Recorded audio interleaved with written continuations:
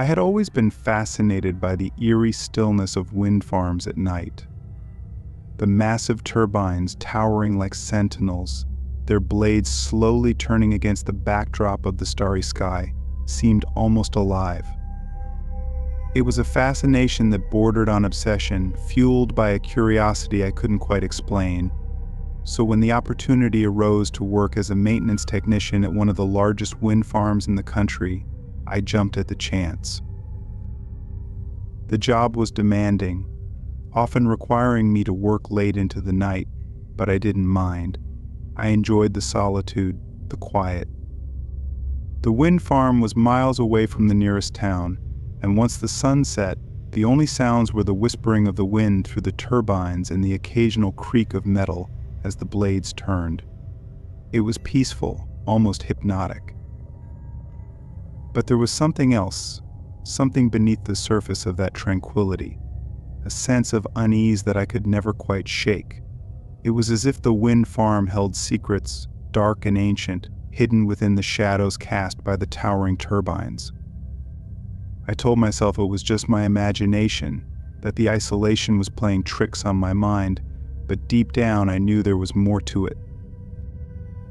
The night it all began was no different from any other. I had been assigned to inspect one of the older turbines on the outskirts of the farm, a routine task that I had performed countless times before. The turbine had been experiencing some issues with its motor, causing the blades to slow down intermittently. Nothing too serious, but it needed to be checked out. I arrived at the site just as the last light of day was fading from the sky, casting long shadows across the landscape. The turbine stood alone, separated from the others by a few hundred yards of open ground. It was an old model, taller and more imposing than the newer ones, its blades creaking as they turned lazily in the wind. As I approached, I couldn't shake the feeling that something was watching me. It was an irrational thought, one that I dismissed immediately, but it lingered in the back of my mind, gnawing at my nerves. I forced myself to focus on the task at hand, pushing the unease aside as I began my inspection. The climb up the ladder was slow, the metal rungs cold and slick beneath my hands.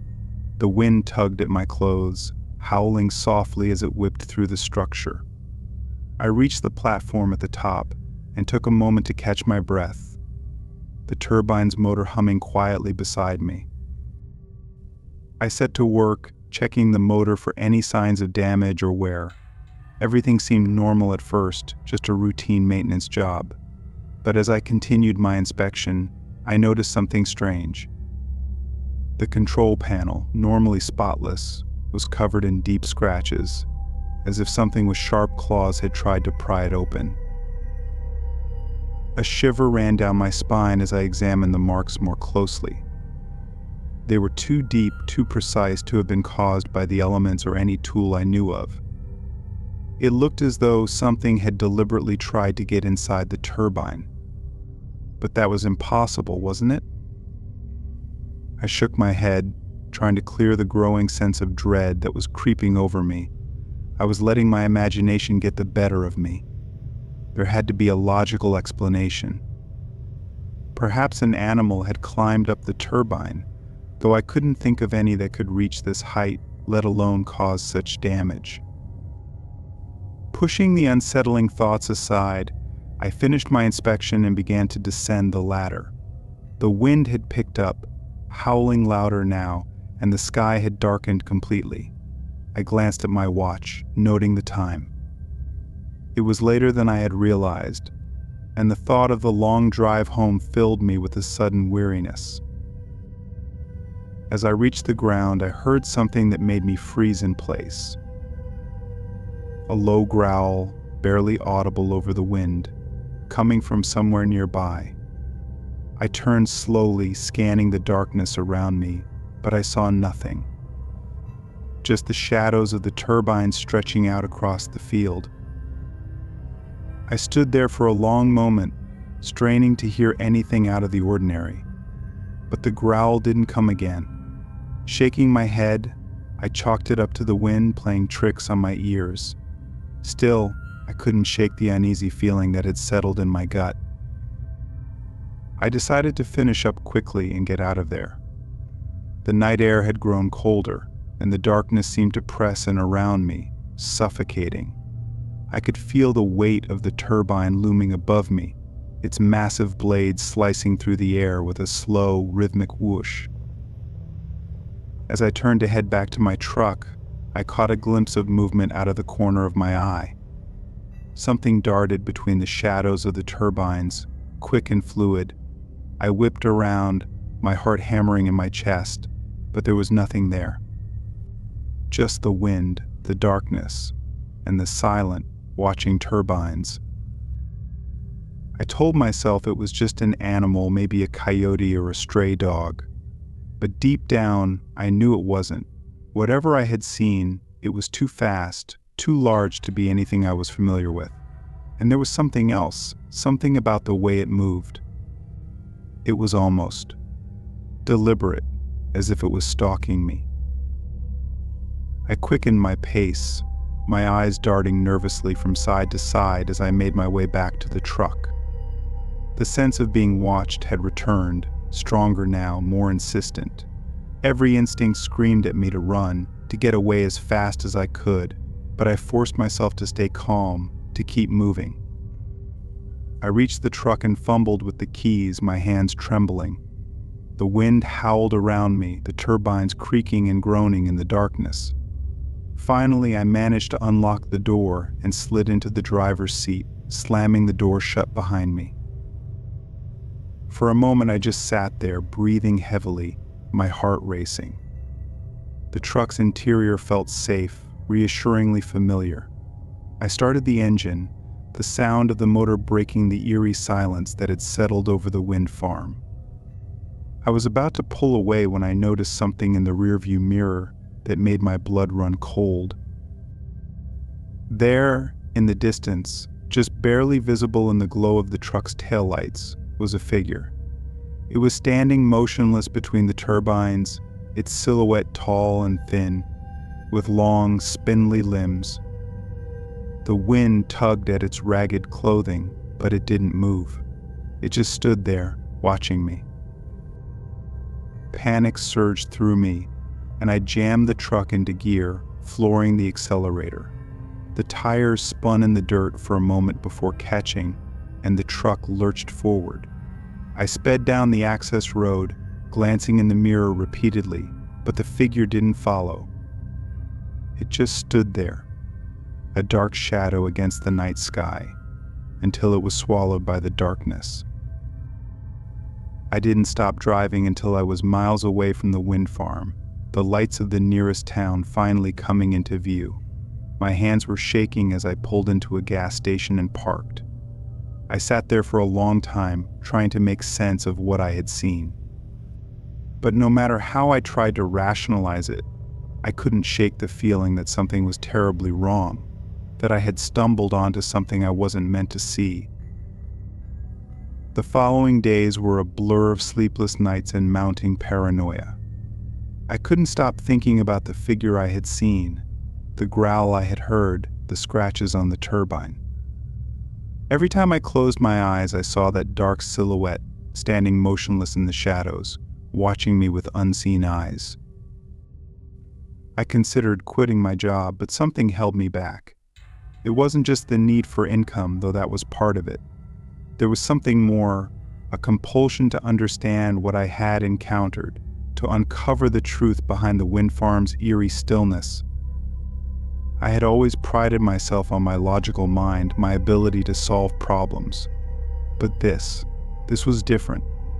This was beyond anything I had ever dealt with before. It was nearly a week later when I received a call from my supervisor. He sounded concerned, mentioning that several of the turbines on the outskirts of the farm had stopped working. The technicians who had been sent to inspect them had reported strange noises and malfunctioning equipment, but no clear cause could be identified. I felt a chill run down my spine as I listened. I knew what I had to do, even though every fiber of my being screamed at me to stay away. I agreed to take the night shift, to go out and inspect the turbines myself. Maybe it was a sense of duty, or maybe it was the need for answers, but either way, I couldn't back down. That night I drove out to the wind farm once again, my heart heavy with dread. The sky was overcast, the moon hidden behind a thick layer of clouds. The wind howled through the turbines, louder than I had ever heard it before, as if the very air was alive with tension. I parked near the edge of the farm and grabbed my tools, steeling myself for what lay ahead. The first turbine I checked was fine, its motor humming steadily as the blades turned. But as I moved to the next one, I noticed something strange. The ground around the base of the turbine was disturbed, the dirt churned up as if something had clawed its way out from beneath the earth. My pulse quickened as I examined the area more closely. The scratches were deep, gouged into the metal of the turbine's base. And there, in the soft dirt, were footprints large, elongated, with too many toes. They led away from the turbine, disappearing into the darkness. I followed the tracks, my flashlight cutting through the gloom. The wind seemed to grow stronger the farther I went, the turbines groaning as their blades struggled against the force of it. The sense of being watched returned, stronger than ever, but I pressed on, driven by a mixture of fear and curiosity.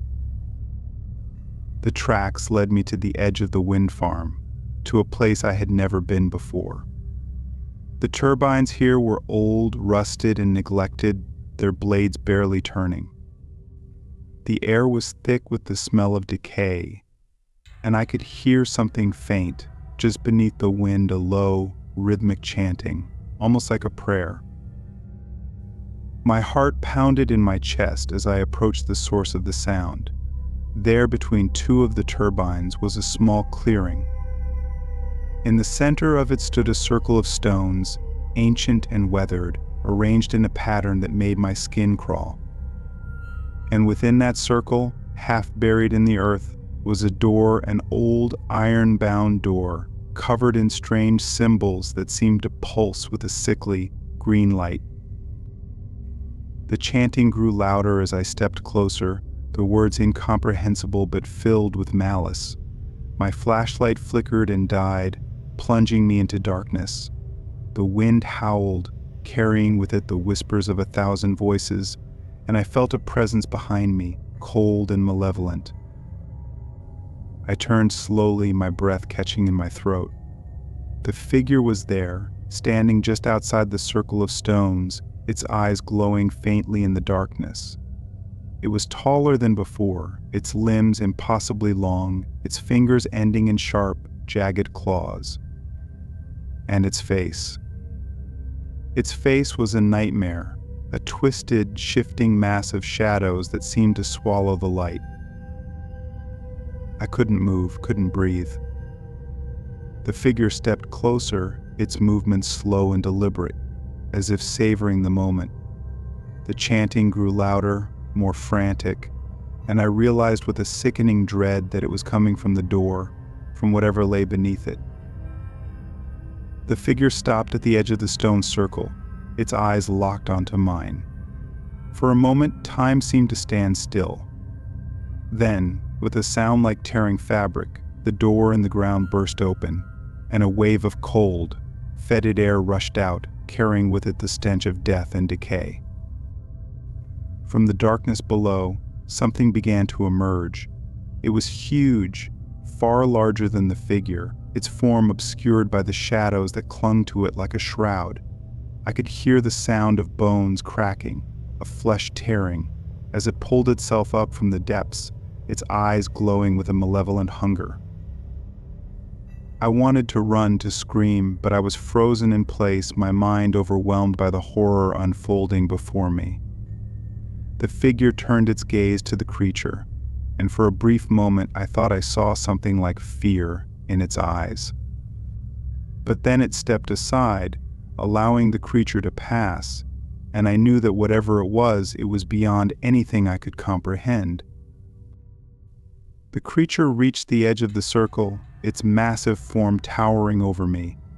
I could feel its breath, hot and rancid, as it leaned down, its eyes locking onto mine. And then, with a sound like grinding stone, it spoke. Its voice was deep, rumbling, filled with a hatred that seemed to seep into my very soul.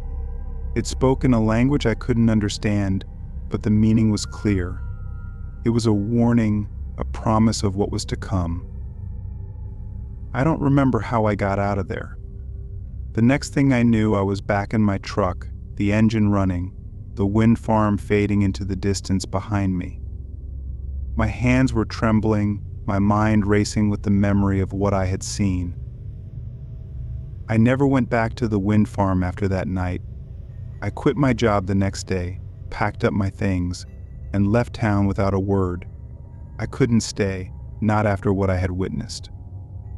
But the memories linger, the nightmares haunt me, and I know that whatever I saw out there, in the darkness between the turbines, is still waiting, still watching.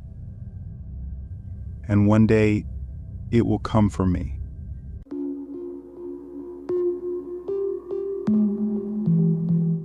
For the past couple of years, I've had the same job. I'm a janitor for a popular fast food restaurant. I don't take orders or do anything aside from cleaning. I don't even see other workers a lot of the time because I'm scheduled overnight. At the restaurant, everything needs to be deep cleaned every day, and during open hours, it's basically impossible to do. I'd never had anything happen during my shifts aside from the occasional customer knocking on the window asking if we're open. On this night, I came in and got to work like I usually did. A couple of other employees were still there when I got there, but by 10, which was an hour after closing, it was just me for the rest of the night. I popped in my headphones and started scraping the grills and prepping everything that needed to be hosed down. After a while, I lost track of time, but my best guess is that it was around 12 a.m. when I heard a knock at the front of the building. I pulled off my headphones, hearing it again. I walked to the front, expecting someone at the door, wanting to see if we were closed, but when I looked, nobody was there. I went up to the door and looked out at the parking lot, no cars or people. I knew I'd heard it from this side of the building though, so I waited for it again, but there was nothing. I ended up thinking I just mistook another sound for knocking and went back to work. Another hour or so went by, and then I took a lunch break.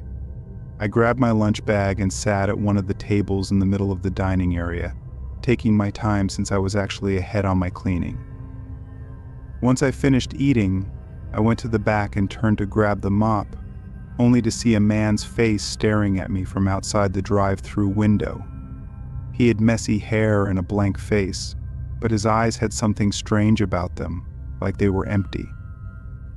I froze up for a second, and after a moment, the man calmly turned and walked away.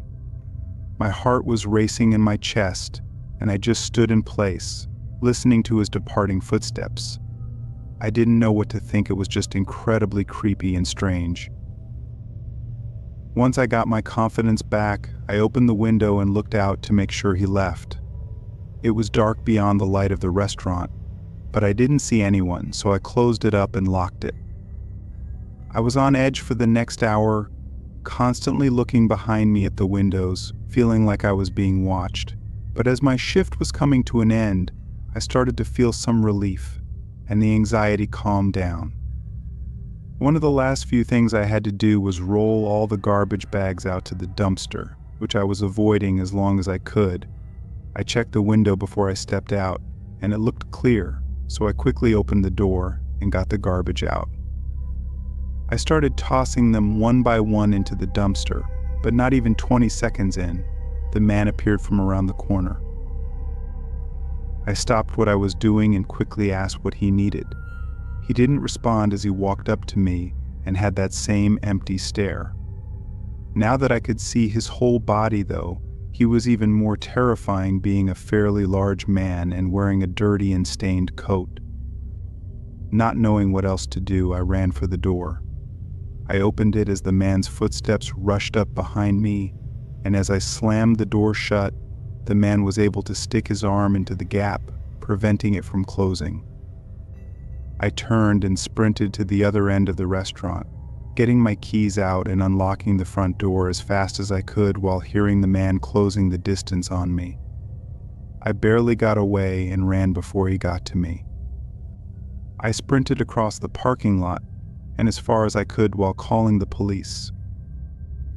5 minutes later, the police got to the restaurant. The man was gone. We got footage on the CCTVs, but no identity could be made of it. It also showed that as soon as I ran away, the man just stayed there and watched me for a bit, then left out the back door. What he wanted from me is unknown, but his creepy and objectively horrifying behavior gives me chills even to this day.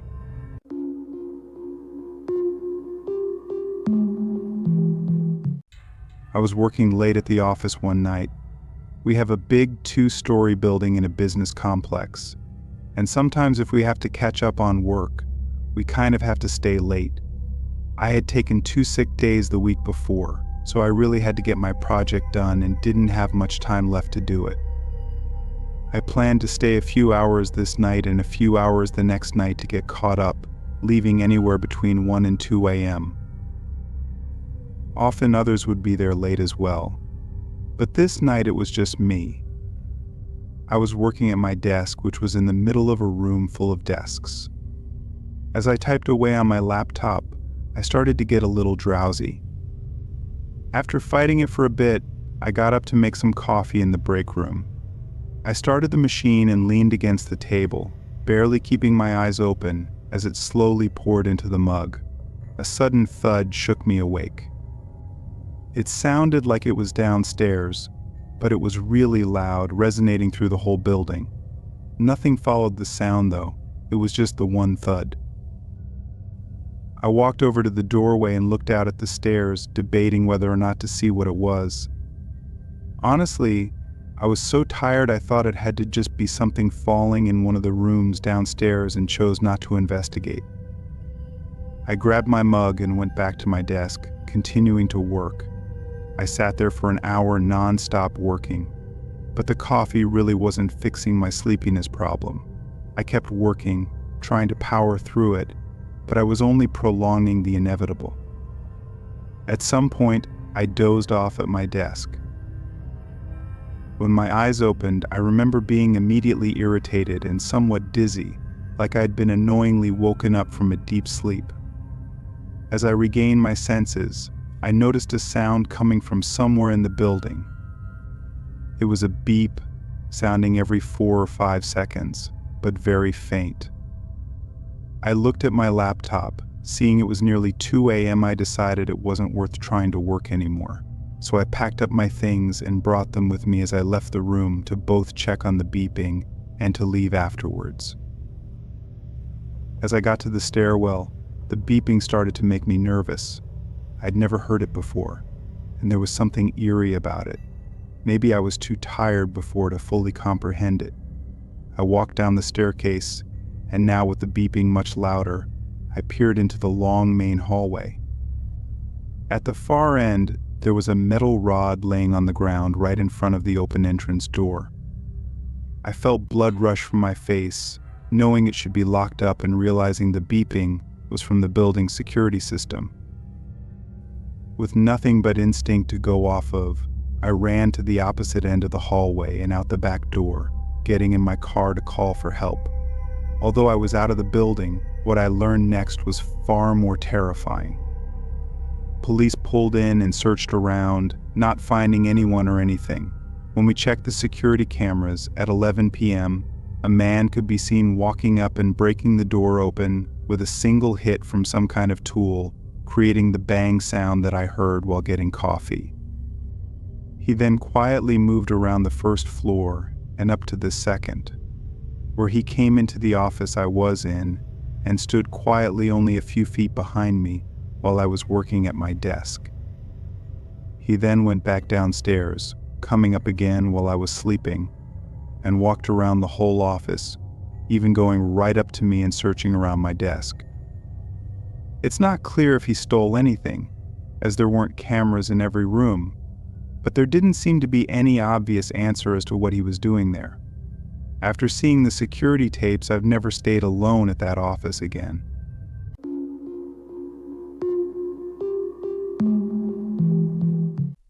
My mom is superstitious. She has always adhered to silly, nonsensical rules like not stepping on cracks or tossing salt over her shoulder if you spill it, rules that may or may not have any true origin or reason. These are things people follow blindly, even though we all know there are no consequences for breaking them. One of my earliest memories involves my mom nervously demanding I hold my breath until she says otherwise.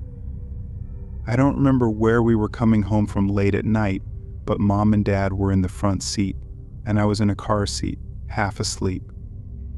Suddenly she said urgently, "Jason, hold your breath." She'd smack Dad on the arm. "You too, please. Just do it." Then she'd gulped in a big breath and held it as we traveled down the foggy night road. Once she released her breath and said, "Okay," my dad laughed. He was used to her superstitions and normally just went along to make her happy. "Why'd I have to hold my breath, Mommy?" I'd asked. Mom swiveled in her seat to look at me. "Because we were getting ready to pass a graveyard. Didn't you see it?" I hadn't seen it, which I was glad about. "It probably would have spooked me out." I shook my head. "Well, anytime you pass a graveyard at night, you must hold your breath until you make it safely past." I frowned and wrinkled my nose. "You do? Why?" I asked. She gave me a serious look. "Son, you just do, that's why. To be safe. That's why it's so important to always pay attention to your surroundings." Sometimes I think back to that and laugh a little. To think it's important to pay attention to your surroundings for the sole purpose of knowing when you're passing a graveyard. It's sort of funny. Do you know what it takes to get hired at a graveyard? Like as a job? Well, actually, in my case, it took exactly no effort. It took my dad drinking coffee with the city workers at the local diner on Sunday mornings and volunteering me when they said they needed a part-time groundskeeper. I didn't particularly care for the idea, but I did like money. And spring had come, so the weather was getting pretty nice. So I guess I didn't mind too much when I started working Mondays, Wednesdays, Fridays after school, and Saturday mornings at our town's small cemetery. I'd go and prune bushes, pick up fallen tree limbs, cut the grass, and weed-eat carefully around tombstones. I was a teenager, but I was a pretty nice kid. I felt respectful of the place's residents, and I treated the grounds with proper reverence. I even came to enjoy the job. Sometimes when I came, there would have been a funeral earlier in the day. The casket would be lowered into the ground, and the mourners would be gone by the time I arrived. But the grave would be uncovered, with a pile of dirt still next to the chasm in the earth, waiting to be filled in. Or I would arrive on a Saturday to find a grave or two dug, a deep, perfect rectangle, awaiting a funeral later in the day, yet to have a casket lowered in. I hated to admit it, but I always liked the smell of the freshly dug graves. It generated a natural, earthy scent. Sometimes I felt the graveyard smelled old and stale, and also a little like an old lady due to the mixture of flower arrangements both growing and wilting away. It was probably all in my head. I supposed it was normal to just think that a graveyard smelled odd because a graveyard was an odd place. Nonetheless, I liked the ageless smell of the freshly turned earth. I never saw anybody digging the graves. Month after month passed, and I never caught a glimpse of anyone doing it. I also wondered why the graves were left open after a funeral. Why didn't the gravedigger come and fill it in right away? It seemed sort of eerie and maybe a safety hazard. Normally I was alone in the graveyard during my short shifts, but once in a while I would cross paths with another city worker who'd come in on some errand or task.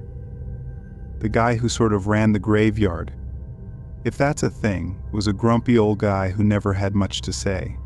One Saturday morning, I asked him about the gravedigger.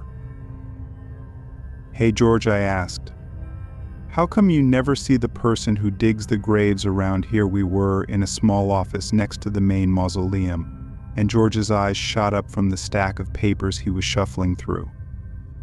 "Kind of question is that?" he grunted. I shrugged. "I dunno.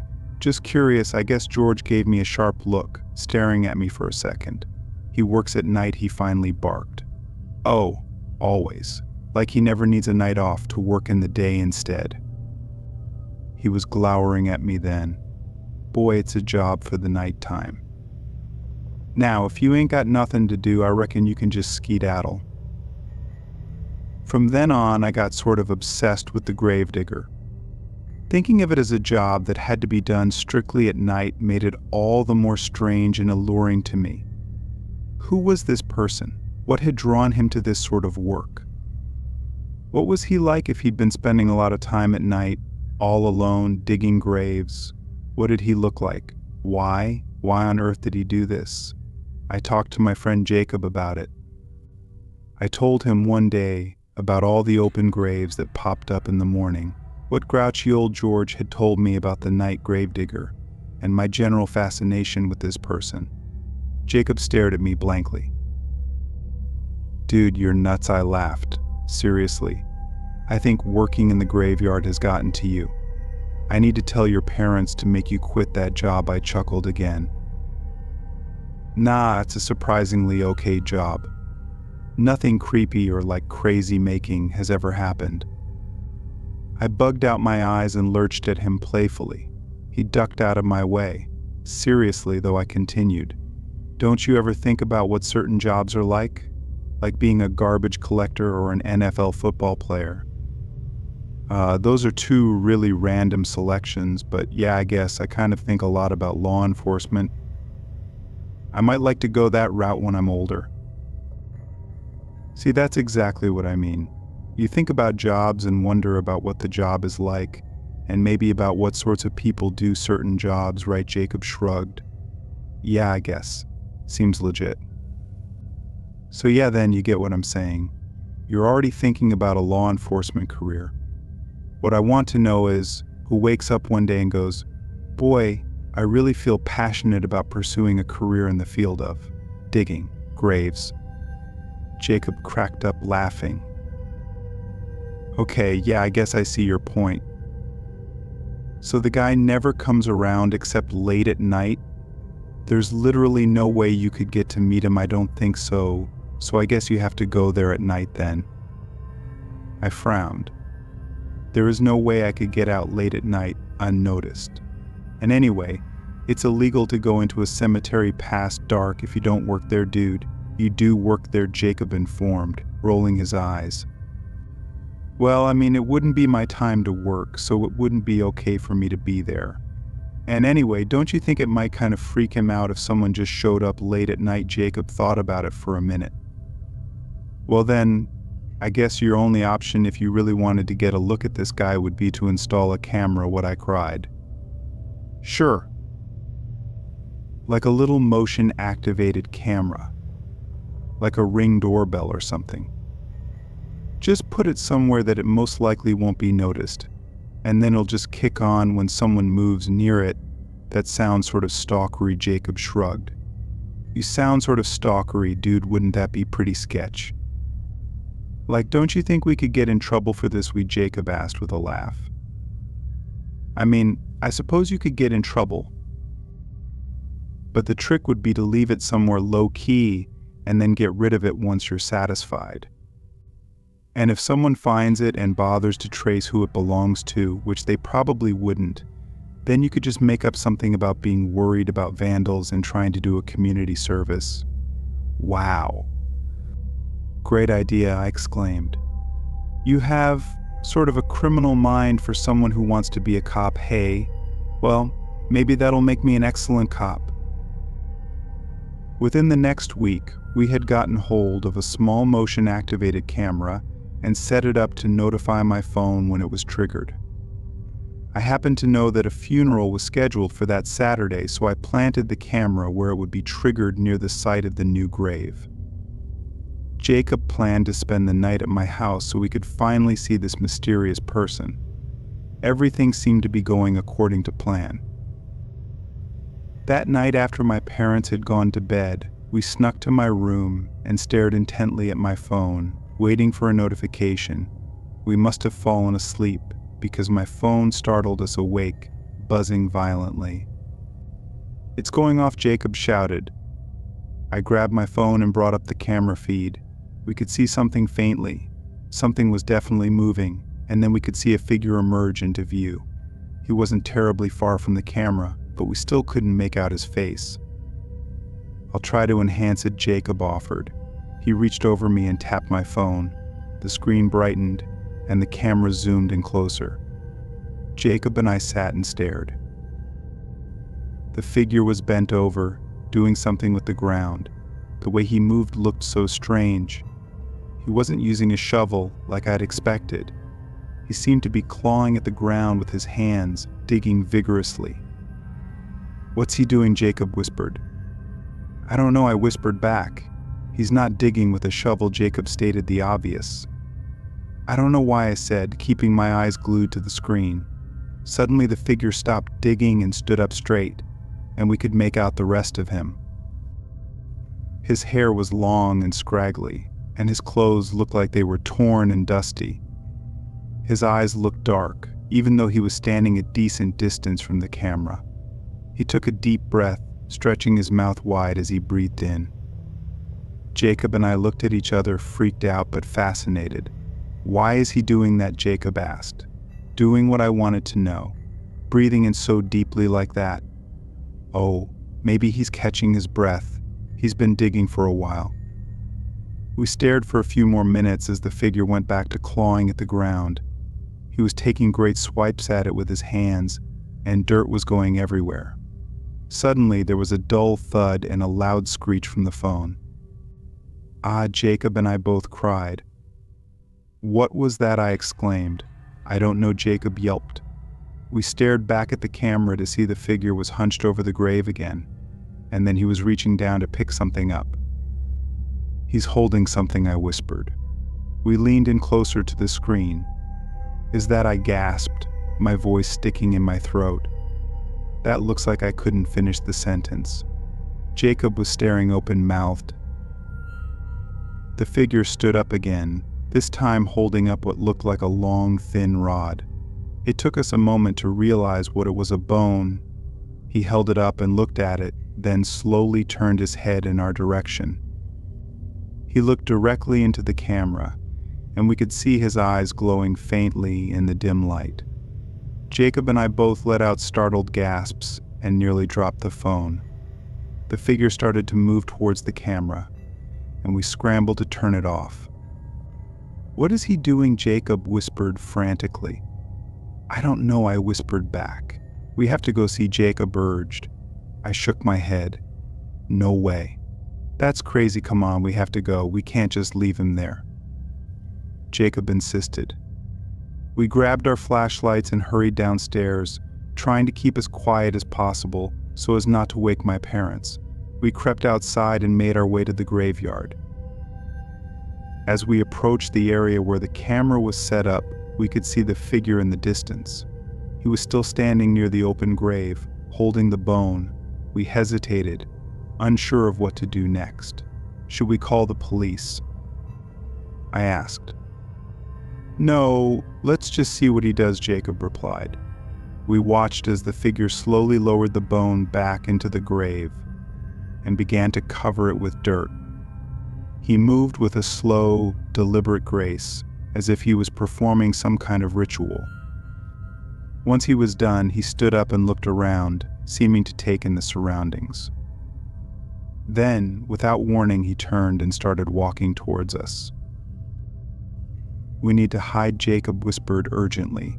We ducked behind a nearby tree, trying to stay out of sight. The figure passed by, and we held our breath, hoping he wouldn't notice us. He continued walking, and we breathed a sigh of relief once he was out of sight. "Let's get out of here," I whispered to Jacob. We made our way back home as quietly as possible, both of us shaken by what we had witnessed. The next day, we went back to the graveyard to retrieve the camera. As we approached the area, we noticed that the grave was completely covered up, and there was no sign of the figure. "Do you think it was all just a dream?" I asked Jacob. "I don't know," he replied. "But I think we should keep this to ourselves for now," we agreed, and went our separate ways, both of us unsure of what we had seen. From that day on, I couldn't help but feel a sense of unease whenever I passed by the graveyard. I couldn't shake the feeling that the gravedigger was still out there, watching and waiting.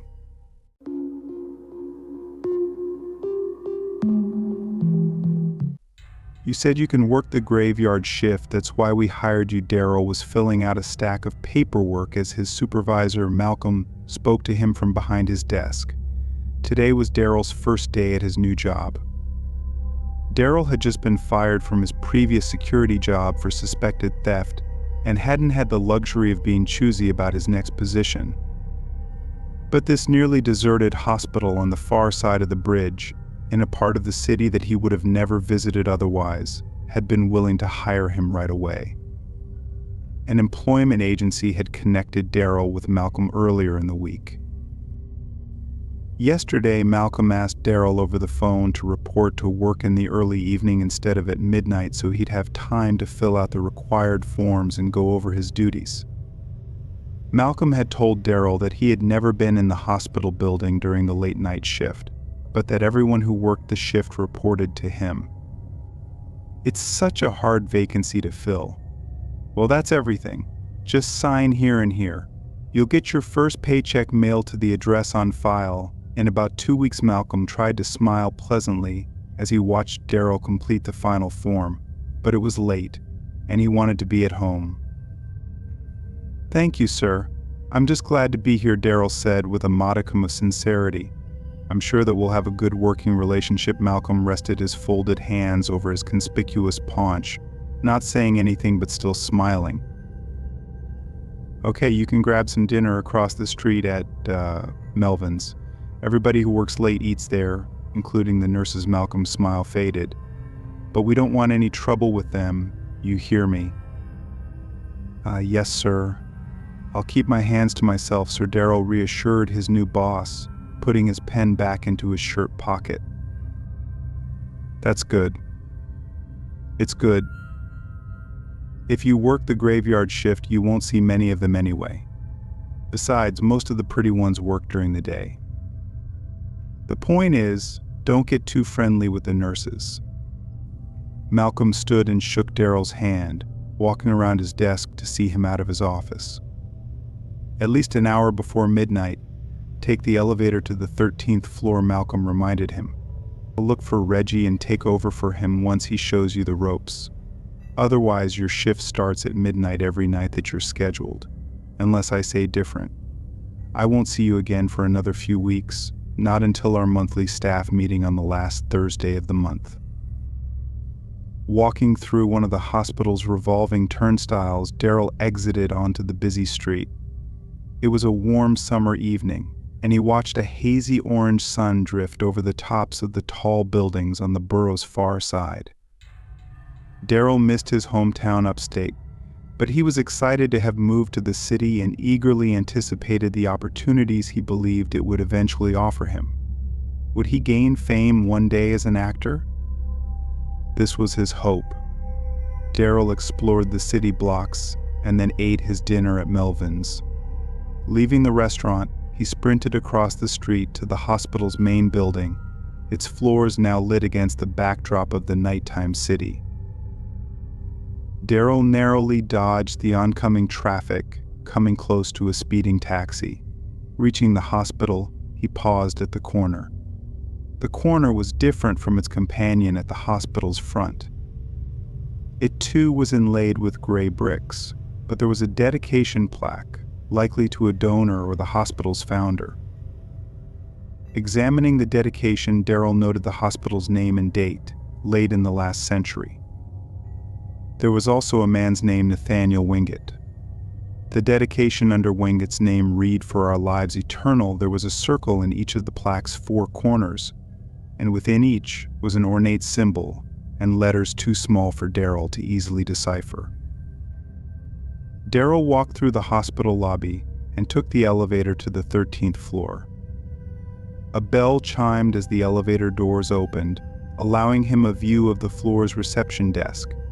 Daryl greeted the nurse on duty as he approached and asked for Reggie, indicating that he was the new midnight shift guard. "Reggie's finishing his rounds.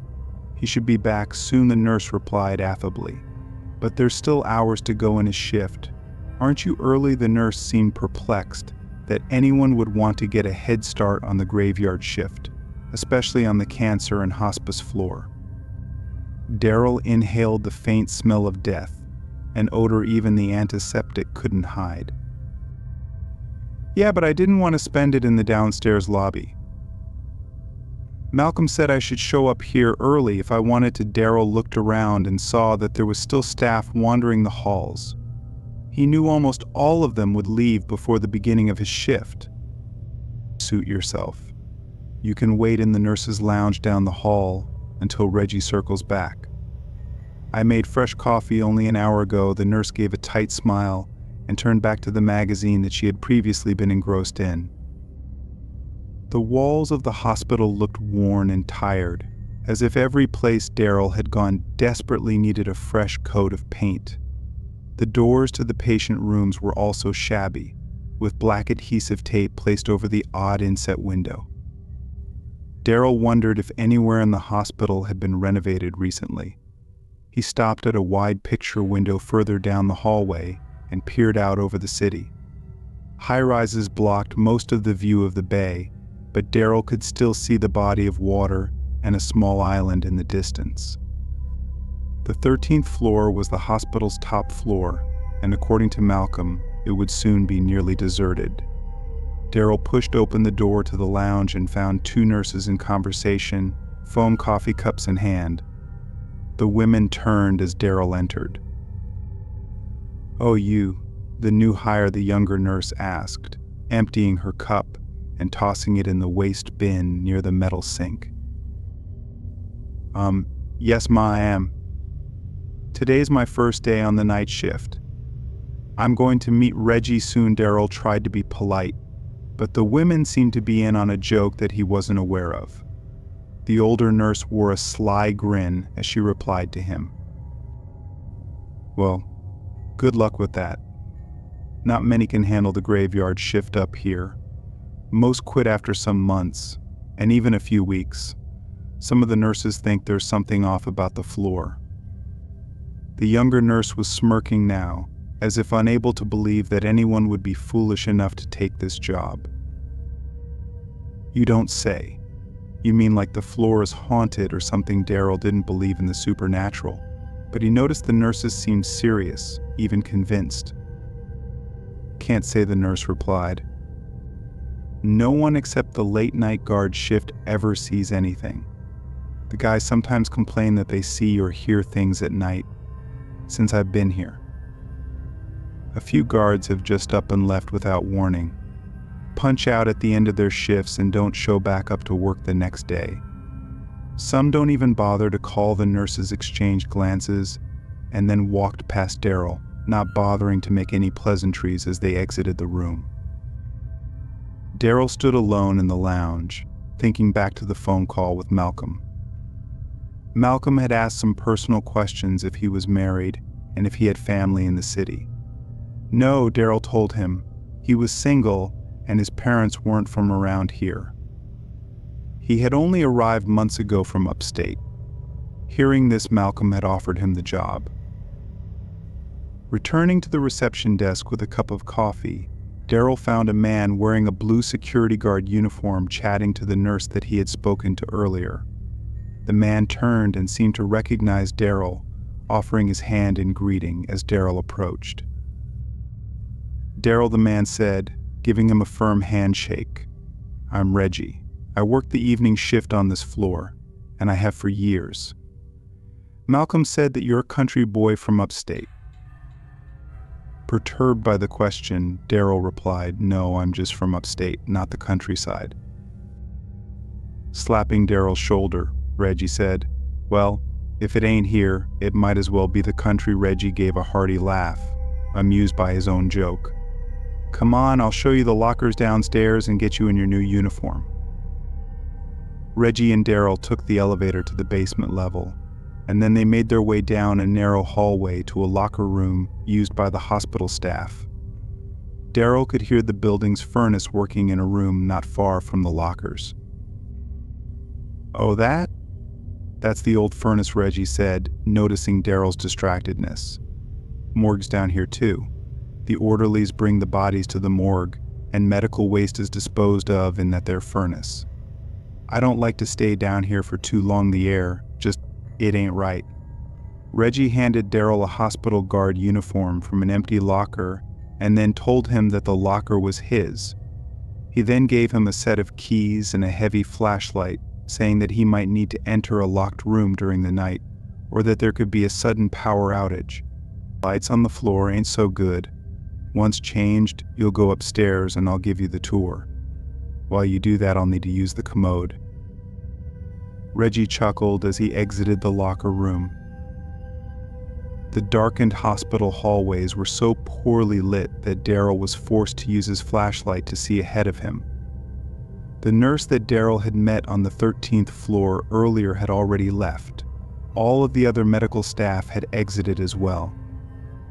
As Daryl walked the floor, he could still see some of the patients asleep in their rooms. A few of the patients seemed to be breathing heavily, and he heard a distant moan. Daryl wasn't a fan of hospitals, not because he disliked being near the ill, but because of the equipment that kept patients alive. He didn't know what half of the machines even did, though they all made him uneasy.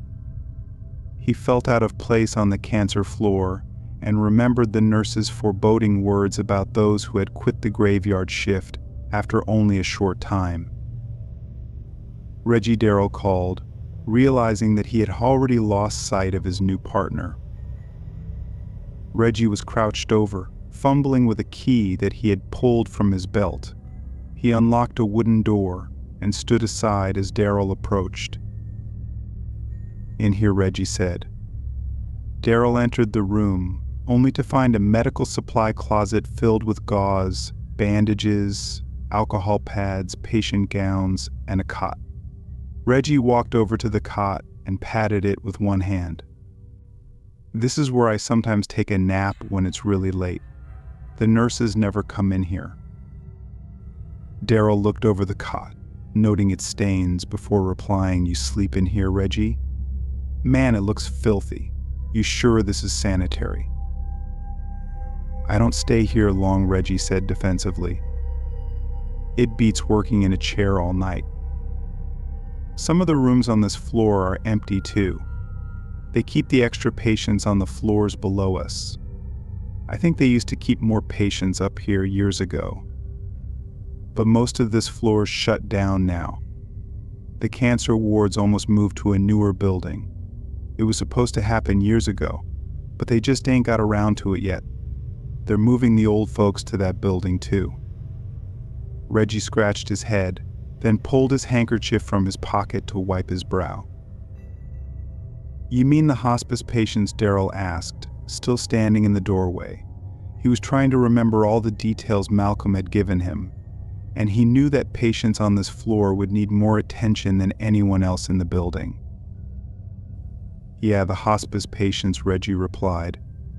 "They're gonna need a lot more medical attention, and some just ain't gonna make it to the move.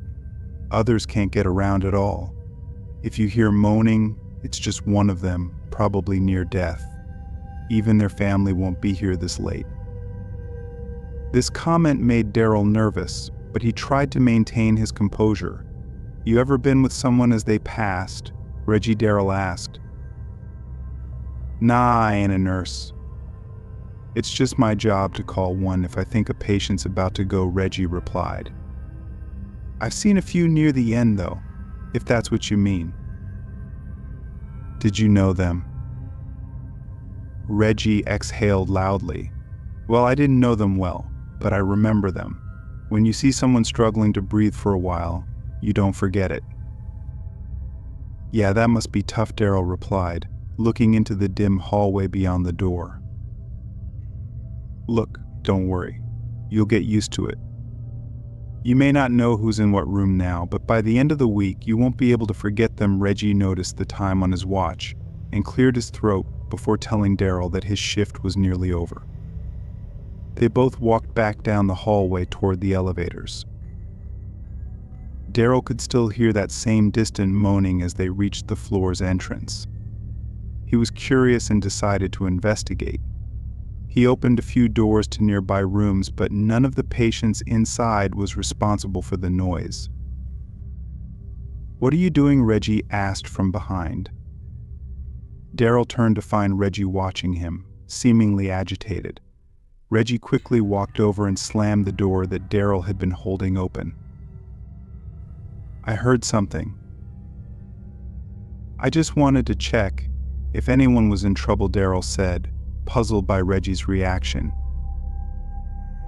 "You're hearing things. Look, take my advice, only check rooms when you know someone should be in them. Most are locked for a reason. Some of the rooms haven't had patients in them for a long time. And stay away from the far corners of the floor. The staff says they've got a problem with vermin." Reggie stopped and looked directly at Daryl. "Listen, just take it easy tonight. Follow your schedule and stay out of those empty rooms." Daryl nodded, watching Reggie step into the elevator. The doors closed, leaving Daryl to stare at his reflection in the shiny metal. Once Reggie was gone, Daryl went back to the reception desk. He wanted to find out who was in which room, so he picked up the patient log and made his way down the corridor again, this time alone. His curiosity was growing. He had heard a moaning sound twice already and had seen Reggie become defensive when he tried to investigate it. While reading the log, he realized that there was an error on the list. According to the log, all the rooms in the hall were supposed to be empty, but there were patients in some of them. Daryl wanted to double-check what he had seen, so he cautiously approached the room that Reggie had warned him to stay away from. He opened the door and was met with the acrid smell of sickness, stronger than he had encountered earlier. The room was poorly lit, but Daryl's flashlight revealed a figure lying on a bed. The patient was a frail old woman, barely moving. Daryl stared at her, feeling a sense of pity and dread. Her eyes opened, and she looked at him, her mouth trembling as she tried to speak. Her voice was faint, almost drowned out by the whir of the machines surrounding her. "Help me," she whispered. Daryl's heart raced as he stepped closer to the bed, unsure of what to do.